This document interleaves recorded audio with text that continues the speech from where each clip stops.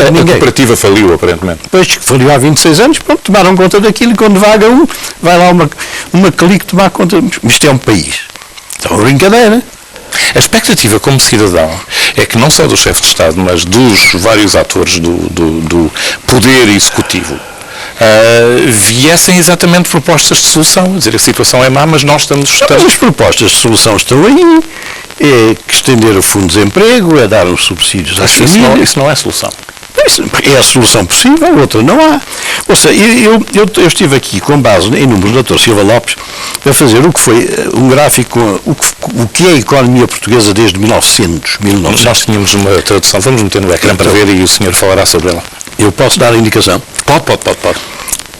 Em 1900, de 1900 a 1920, a economia portuguesa andou aqui a rastejar à volta do zero.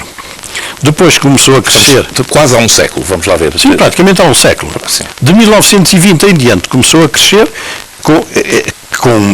por década a década, com oscilações. 30, 40 foi um ano pior, não sei porquê, a Guerra Civil de Espanha talvez. E depois tem vindo a crescer até atingir o máximo na década de 60, 70. É a barra mais alta no meio. É a mais alta, depois 70, 80, depois 80, 90, depois 90, 2010. 2010. Numa previsão do Banco de Portugal, que já é otimista, é possível dizer que a economia não crescerá em média anual mais que 0,6%.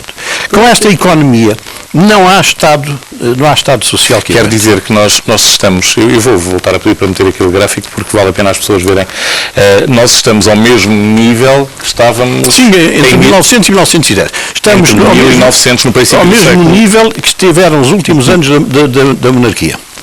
Quer dizer, desde que foi o golpe de 5 de outubro, tirando essa fase da guerra, da primeira grande guerra, nunca mais a economia foi tão rasteira como é neste 2010. Mas este é o problema, daqui é que vem dinheiro da economia. Desculpe-me também ilustrar aí outro problema. 1990, aquela zona do gráfico do meio que já começa a declinar.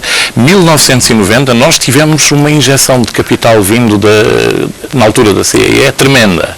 Fundos estruturais para tudo, por todo lado. Então, e nesta década que tem entrado 48 milhões de euros por dia de endividamento, é muito mais que a CEE. Sim, mas qual é esta sina de não utilizar os recursos, de os desbaratar? Nossa, isto teríamos de estar aqui 2 horas, provavelmente, a conversar sossegadamente. Meia hora não dá para coisa nenhuma. Mas precisamos de abordar uma área de saída, que não seja esta. Eu vou dizer Silva dizer que não tem soluções. A Casa da Música no Porto, a Ponte do Mondego em Coimbra, o Centro Cultural de Belém, não sei o quê. As derrapagens. As derrapagens. Bom, tudo custa 2, 3 vezes mais. Já viu alguém ser investigado? Já viu a Polícia Judiciária e o Ministério Público tentarem averiguar o que é que se passou com isso? Porque houve gente que ficou com dinheiro. Nós estamos a endividar a 48 milhões de euros dia. O senhor vê este país viver bem? Vê as populações satisfeitas? Vê a economia a crescer? Não vê. Portanto, isto esfuma-se tudo aí por sítios que a gente nem sabe quais são. E isto continua. E se nos falhar o financiamento, nós podemos ter uma súbita crise na sociedade portuguesa. Como é que se traduz essa crise na sua ninguém sabe. Na sua análise? Sabe que estas mais do que o desemprego já? Desemprego e barulho e protestos e sabe. Desordem social? Desordem social, não estamos livres disso, com o caminho que isto leva, porque juntamente com este empobrecimento rápido do país, junta-se a imoralidade das elites políticas, económicas. O senhor não conhece um político, um homem da bola, ou um homem de empresas, nomeadamente os bancos, que tenha ido para a cadeia. Nada. Acontece nada. Os casos abrem-se com grandes paventos, os senhores passam aí o dia a transmitir tretas, e depois vai-se esfumando, depois toda a gente se esquece de tudo. É o caso de Portugal, são os submarinos, são os pinheiros, Setúbal, é o Freeport, é o não sei o quê, nada. Eu vou voltar a um ponto. A economia em 1990 não se desenvolveu. Portanto, ficar com o dinheiro alheio, como diz o António Barreto num excelente artigo de ontem no Público, é não ser parvo, quer dizer, parvos são os que não ficam com o dinheiro. E, portanto, o país está nisto, não espero disto, não espero de um país nestas condições que ele tenha prosperidade. Tenho que esperar porque sou cidadão de um país com uma Constituição estável e é meu direito exigir isso. Eu Meu e de mais 10 milhões. Eu serei um otimista Incluindo o senhor. no dia em que começar a ver isto a mudar. As escolas em que os alunos têm que trabalhar, em que os professores têm que prestar provas, em que os alunos têm que prestar provas, em que os programas são feitos por intelectuais, por artistas, por gente de cultura, em que os exames são feitos para uns e para outros. No dia em que isto começar, que os tribunais, eu tenho, como já tenho dito várias vezes em público, casos de 12, 13, 14, 16, 18, 20 anos. Até 23 anos, já tive um caso nos tribunais de 23 anos. O senhor acha que isto é um país a sério? Alguém vem investir, se me perguntar, quanto tempo é que dura um pleito fiscal? Olha, 12, 20 anos? Acha que há alguém com juízo que venha para cá? Não vem. E, portanto, enquanto não se mexer no essencial, nós andamos a viver de tretas, é o Magalhães, é o inglês, que é uma boa ideia, mas não sei se alguém... O Magalhães tem português técnico também, com alguns problemas. Tem um português excelente, como era de esperar. Bom, e, portanto, nós andamos a viver de aparências, o país anda a ser distraído, o país anda a ser embebedado pela classe política.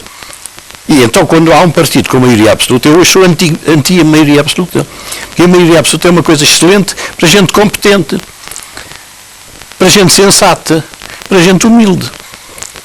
Este governo não tem nenhuma característica destas, não é sensato, não é humilde. E, portanto, não vale a pena ter maioria absoluta, só as asneiras são asneiras. A reforma tem que começar por qualquer lado. A reforma teria de começar pelos partidos. Preconiza uma reforma quase em revolução, obviamente com o termo benigno que ela possa ter, mas uma alteração fundamental... É nos partidos, tem de começar nos partidos. Os partidos têm que ter mais qualidade, mais seriedade, mais apego ao interesse público. Os partidos estão ali, como eu disse há bocadinho, são os bancos alimentares. Quando têm uma maioria, sobretudo se for absoluta, entram todos aqueles que têm que entrar e mais umas vagas de assessores e disto e daquilo. Quando não têm a maioria absoluta, o PS ou o PSD, andam nesta zaragata em que anda o PSD. O PSD não anda em zaragata por razões de princípios, nem de fundo, nem de competência. Anda porque sabe que se for a atual Presidente entram nas listas umas pessoas, se for o Dr. Menezes entram outras, se for o Dr. Passos Coelho entram outras, é só por isso. Tudo aquilo sossega no dia em que as listas estiverem feitas. E o PS a mesma coisa. Agora não se houve um voto contra a moção do secretário-geral, veja lá, que eu creio que nem no Egito é assim. Porquê?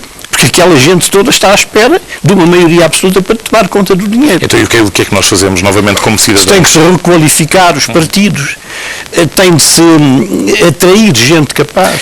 Porque nenhum jovem com qualidade hoje vai para um partido político. Doutor Medina Carreira, eu tenho que lhe pedir isto. Uma vez que o meu Estado, que é o seu Estado também, não me providencia soluções... Providencia as possíveis. Não. As possíveis. O Presidente da República diz que não tem soluções. Eu tenho que arranjar soluções como cidadão. Dentro dos mecanismos que eu tenho, que são débeis, como tudo, o voto Mas acha que o voto serve para alguma coisa? Eu hoje acho que o voto não serve para nada. Se dá a maioria absoluta, é disparate. Se dá a maioria relativa,